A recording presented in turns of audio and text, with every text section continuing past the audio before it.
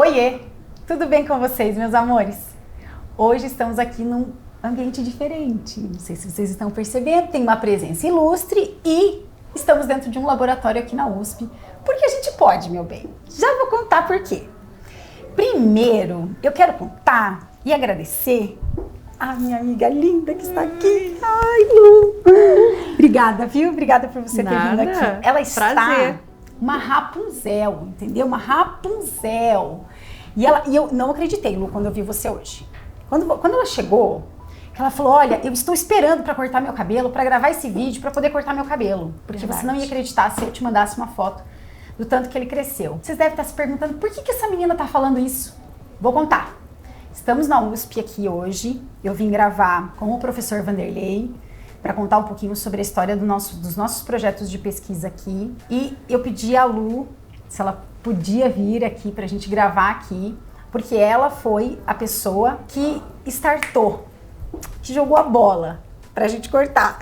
No processo de desenvolvimento aqui dos projetos, a gente começou estudando, como você já sabe, então eu já até falei várias vezes isso lá no Instagram. A gente começou estudando o óleo de café, né? Todas as propriedades do óleo de café, coisas que vocês inclusive já utilizam, a gente já tem. Mas a gente queria estudar mais a fundo, entender o processo de extração e tal. E tinha um problema, que até foi aí que entrou a Lu na nossa vida. Tem um problema do processo produtivo da extração do óleo de café, que é a sobra do pó do café. Então eu extraio do grão o óleo, sobra o pó de café. E há pelo menos um ano e meio, talvez uns 2 anos atrás, eu fui visitar o meu fornecedor e olhei aquele pó de café verde, que é igual o que a gente toma, café torrado, né, que é um pozinho, só que ele foi torrado. E eu vi lá no laboratório aquele produto e eles iriam vender, eles vão vender, eles sempre vendem, né, esse insumo, né, que sobra da produção do óleo de café para fazer café, para um café bom de bebida. Porque como eles extraem um óleo bom de um café bom, dá para vender esse café e depois torrar ele e tomar. Enfim, trouxe um pouco dessa amostra para a empresa. E o que eu pensei na época, Lu, que até foi quando eu comentei com a Lu quando ela veio me visitar. O que eu pensei? Gente, ele é um ótimo esfoliante. Mandei para teste, mandei para análise e percebi que o grão do café verde, por ser vegetal, tinha a granulometria dele, as esferas dele, o formato dele não agrediam a pele. Falei, um ótimo esfoliante.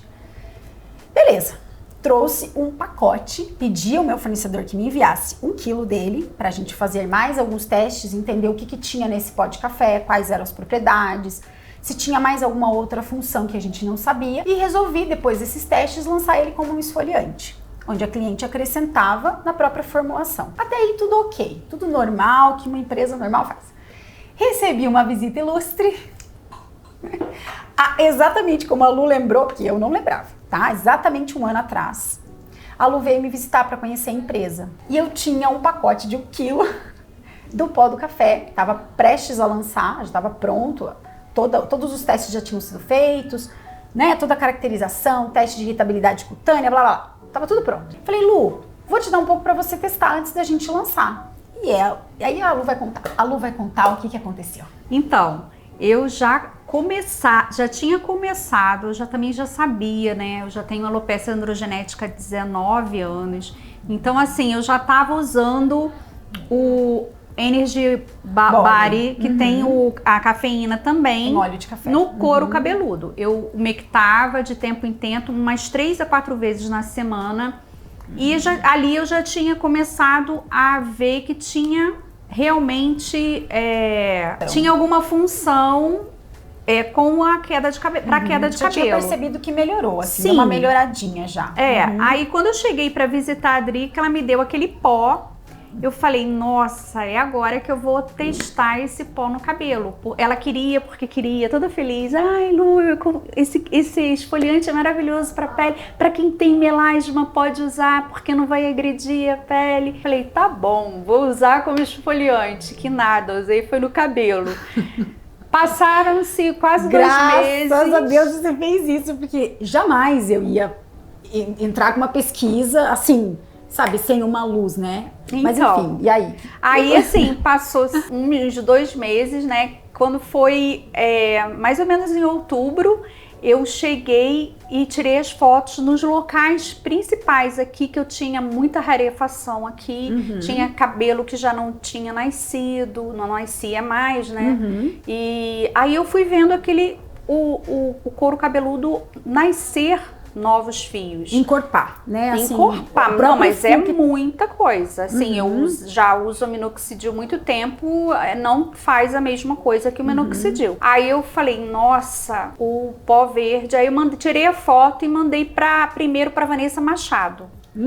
Eu mandei para ela e perguntei se ela via alguma diferença. Ela falou, claro que tem. Aí eu mandei na mesma hora para a Drica também, e a Drica falou, nossa, muita diferença. Mas aí pra Drica eu já mandei das partes que aqui eu tinha vergonha de mostrar, porque mexe muito com a autoestima. Quem tem alopecia androgenética sabe disso. Mexe muito com a autoestima. Então só a Drica viu aquelas fotos, e aí até no meu Instagram depois eu tomei coragem e postei. E aí que eu vi que aqui o scrub realmente não tinha nada para ser esfoliante, tinha que ser usado mesmo para ajudar a galera que tem alopecia ou qualquer tipo de queda de cabelo, principalmente pós esse bichinho que tá aí por aí, ajuda demais. E eu nunca tinha tido meu cabelo tão comprido, porque ele chegava a uma parte que ele ficava muito ralo, e dali eu tinha que cortar, então sempre era do ombro sempre no máximo, entendeu? Ou mais curto. E aí até mais curto parece ainda mais ralo.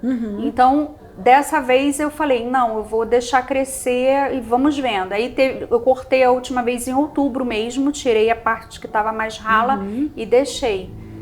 Mesmo tendo a queda após o vírus, eu consegui manter o cabelo como eu nunca tive antes.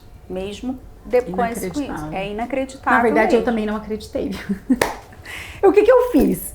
Falei, meu Deus, será que tem alguma coisa? Vamos dar uma pesquisada. Antes de vir falar com o professor Vanderlei, porque a nossa pesquisa já estava em andamento, nosso estudo.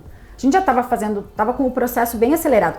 Isso não estava incluso, né, no nosso projeto. A gente era o óleo de café.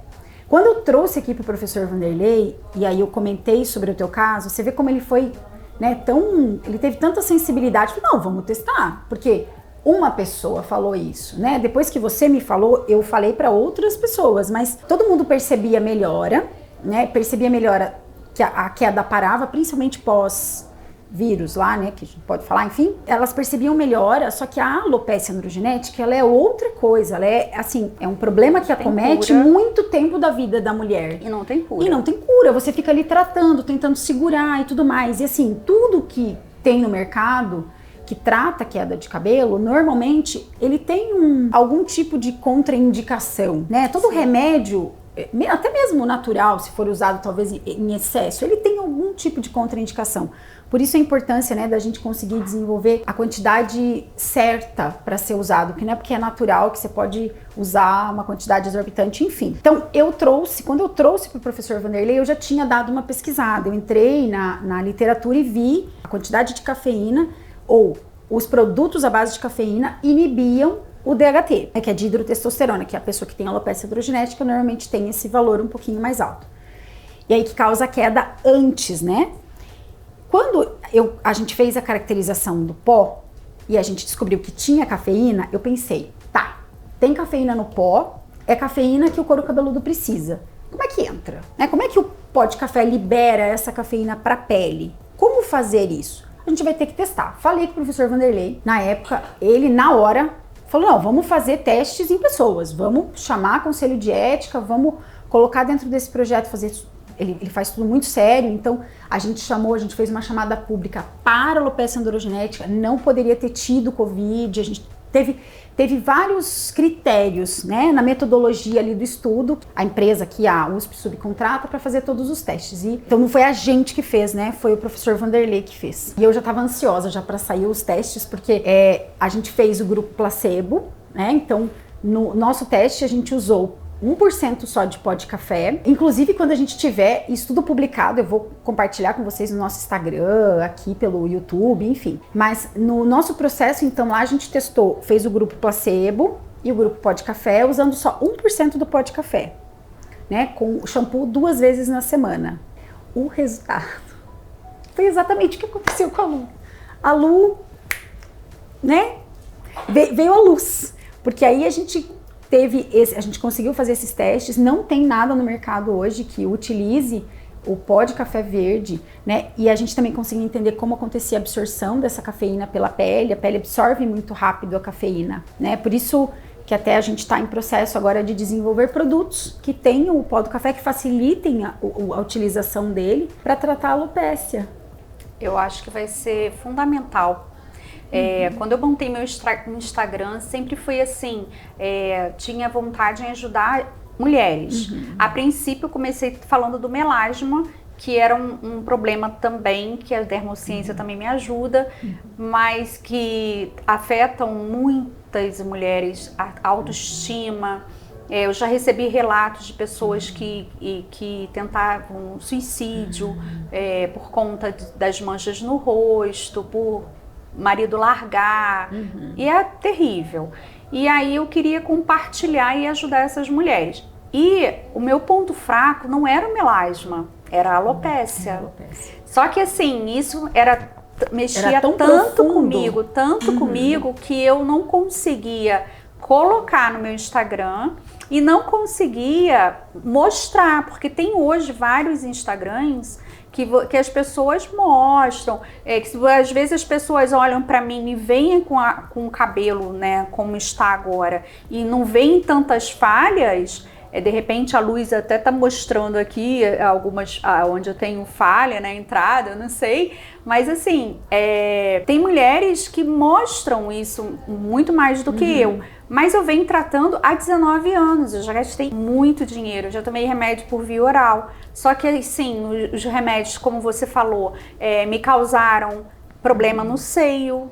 Lu, eu não sabia Entendeu? disso. Então assim, eu tive que parar. E assim, não foi um médico qualquer, porque antigamente, quando eu descobri, imagina isso há quase 20 anos atrás, eu tive que fazer uma biópsia do meu couro cabeludo para descobrir que eu tava com alopecia androgenética. Hoje, graças a Deus, tem vários outros tipos de exames menos invasivos e doloridos que conseguem dar o diagnóstico preciso. E para mulher, o cabelo é a moldura do rosto, sabe? Então, assim, ter no mercado um produto desse, de origem natural, né?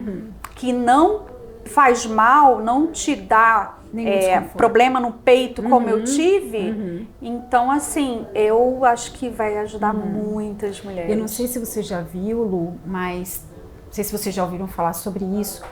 Mas hoje, gravando o vídeo com o professor Vanderlei, que a gente já gravou, ele comentou uma coisa que entra bastante nessa questão da autoestima que a Lu está comentando, que é muito difícil de lidar. É muito mais difícil lidar com a alopécia, eu acho. Né, do que com o melasma. Sim. Porque o melasma, você passa uma esconde, maquiagem. Você tem opções no mercado para dar aquela disfarçada e tal. A alopécia não tem como disfarçar, e normalmente ela é no topo da cabeça, ela começa muito na parte de cima do cabelo.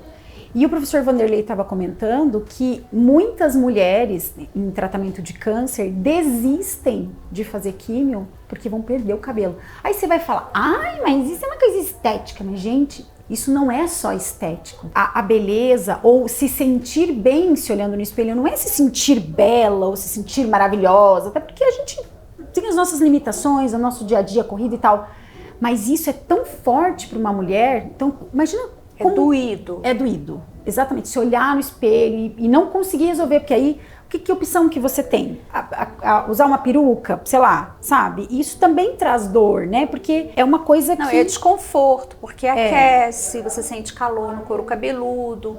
E tem muito a ver também com a identidade, como a pessoa se enxerga, como ela nasceu, como ela cresceu se vendo.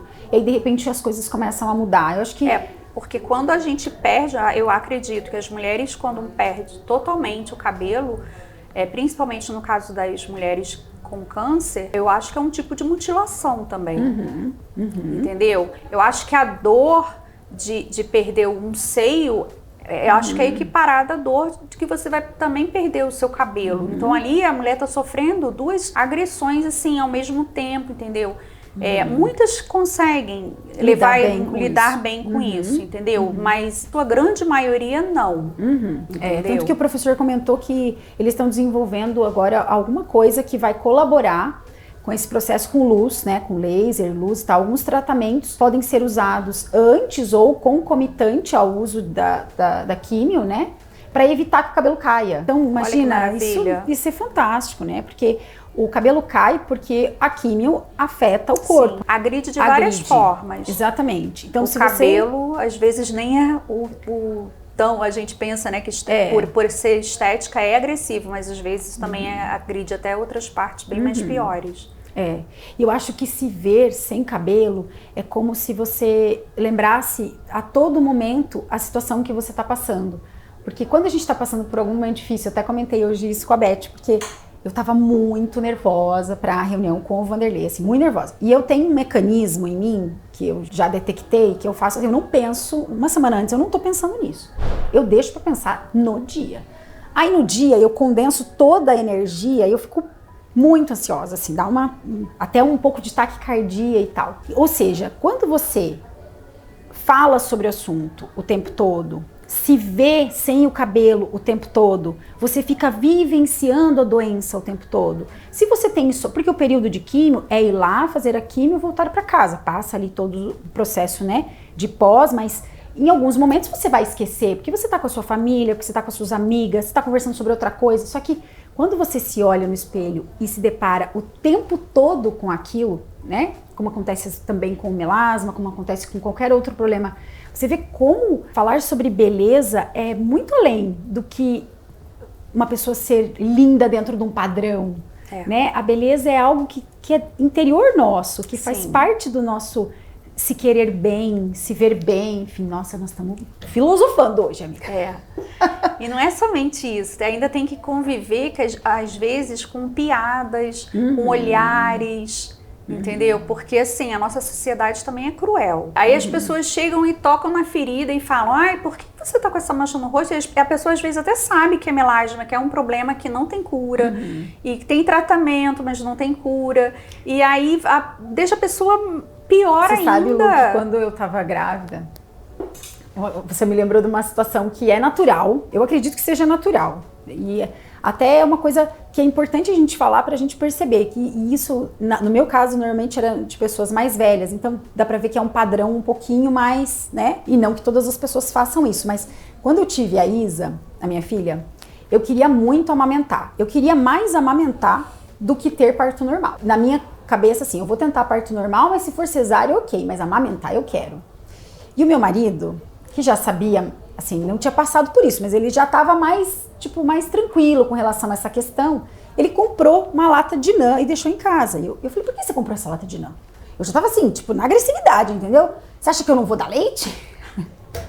Não, eu vou amamentar, eu vou fazer isso dar certo, beleza. A Isa começou peito, um mês, é um sofrimento que eu não gosto nem de lembrar, porque eu sei que tem gente assim que é uma coisa natural. Pra mim foi. E era engraçado que, se eu saía com a Isa, eu dei mamar um mês e meio, forcei mais meio, e o pediatra falou, Dri, ela não tá ganhando peso, você vai ter que entrar com a forma. Eu falei, eu não acredito que eu vou ter que fazer isso. E, assim, essa dor era minha. Não era da Isa, não era de mim, era minha. E aí eu ia nos lugares, eu ia no mercado, e a Isadora começava a chorar. Alguém passava, nem me conhecia, nunca me viu na vida. A pessoa falava assim, dá o peito, mãe. E eu pensava, eu não posso dar o peito. Aquilo doía em mim. O que ela estava falando não era pessoal, ou pra me prejudicar. Mas aquilo me doía tanto, porque eu não conseguia. Eu queria, mas eu não conseguia. Até que eu superei isso. Até que eu superei, e aí se alguém falava assim, dá o peito, não dou mais o peito. Eu dava vontade de falar, eu não tenho vontade de dar o peito, porque vai estragar meus peitos. É óbvio porque a gente fica magoado com essa situação, né? Mas eu aprendi a lidar e eu percebi que essa dor, ela realmente está mais dentro da gente, né? A dor do que a gente está passando, do que dentro da outra pessoa. Desenvolver mecanismos, que é uma das coisas que o professor Vanderlei falou muito na entrevista, inclusive. Desenvolver mecanismos que colaborem com a melhoria. A gente não está vendendo nenhum milagre aqui, a gente gosta muito de pesquisa, tanto que a gente está aqui no laboratório na USP, né? A gente gosta de saber o que acontece, mas o que a gente quer aqui, e a nossa intenção, e no teu Instagram, isso é claro, muito claro para mim, a Lu tem um Instagram chamado Lu Indica, vocês corram lá seguir ela. E isso fica muito claro na abordagem, na forma como você aborda os problemas e as soluções e como resolver, que a ideia é realmente melhorar. A ideia é que a gente consiga fazer com que as mulheres, com que as pessoas enxerguem um pouquinho do que essa melhora pode causar na vida delas. E que tá bom. E que é possível. E que é possível, exatamente. Eu costumo dizer sempre, cuide-se, ame-se, porque assim, se não for nós mesmas que formos atrás de resolver o problema da queda, né? Tentar, né? Pelo menos. Eu acho que eu consegui bastante. Com 20 anos eu consigo esconder aqui as minhas falhas e agora nem tenho mais tantas falhas, isso eu fico muito feliz.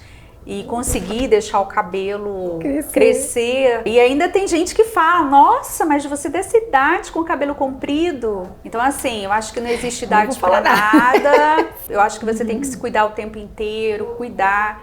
Vai atrás, correr atrás de tratamento do melasma, porque tem como tratar. Agora tem também como tratar com a dermociência, a queda do cabelo, mas precisa também de disciplina, né? Tem que ter uma disciplina, tem que ter uma rotina. E eu tô há 1 ano usando diariamente o scrub no meu cabelo, nas minhas lavagens. Eu não lavo o cabelo sem o scrub. Então, assim, logo o shampoo. Se Deus quiser. O shampoo tá saindo. Então, assim... Quem sabe depois de 1 ano, amiga, você já não leva o shampoo agora? Nossa, será que nasce mais? Aí o negócio vai ficar bom.